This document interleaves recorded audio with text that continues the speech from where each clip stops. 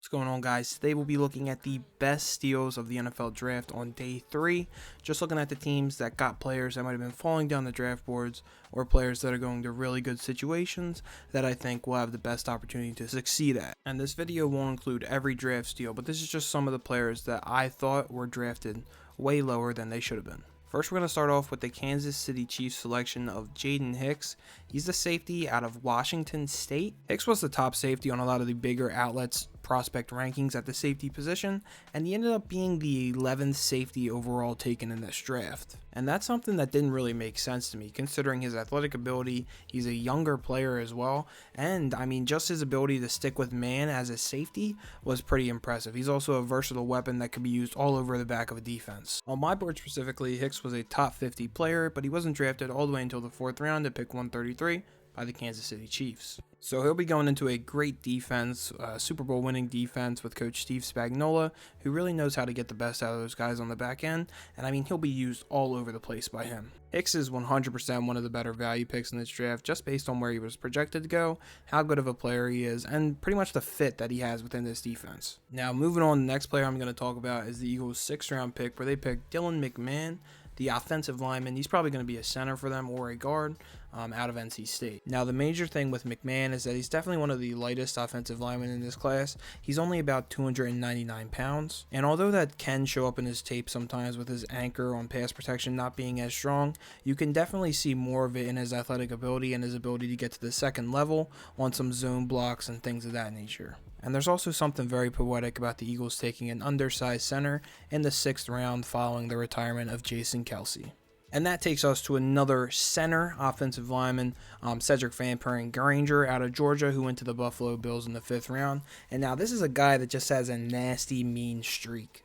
He's one of those offensive linemen that if he gets his hands on the inside of you, you have no chance to beat the block.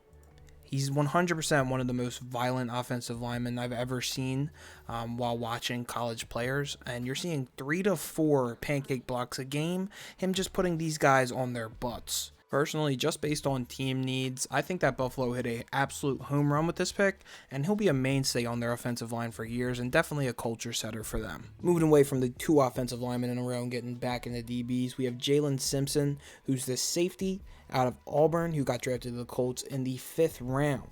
And the thing with Jaylen is that he's a converted corner. He converted from corner to safety a year or a couple of years ago. So he does have that natural cover ability, but he doesn't really have all of those instincts that a true seasoned safety would. Now, even with him not having those instincts of a true safety, he still is very aggressive when coming downhill. And I mean, he can hit with the best of them. And Simpson being a natural cornerback really shows in his coverage, where he is very sticky at the top of routes, even in the middle of routes, and he definitely has a knack for finding the ball. His knack for the ball is seen right here, where he just essentially steals the ball from Marcus Rosenby-Jack Saint.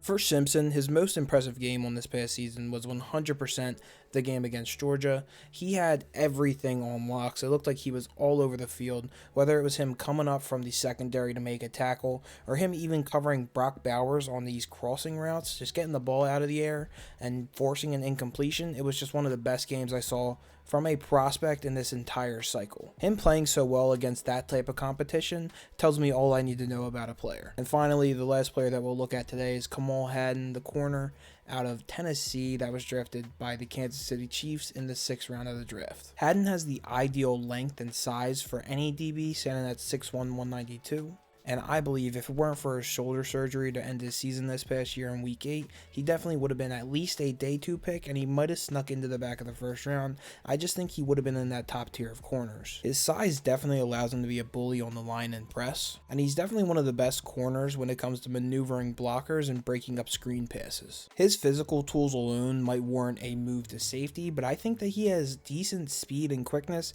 to be able to stay on the outside personally. And while I admit he's definitely not the stickiest in coverage, he has those ball skills that'll allow him to make plays even when he's not attached to the receiver's hip. And that, I believe, makes him a special player. And those were my NFL Draft Day 3 steals.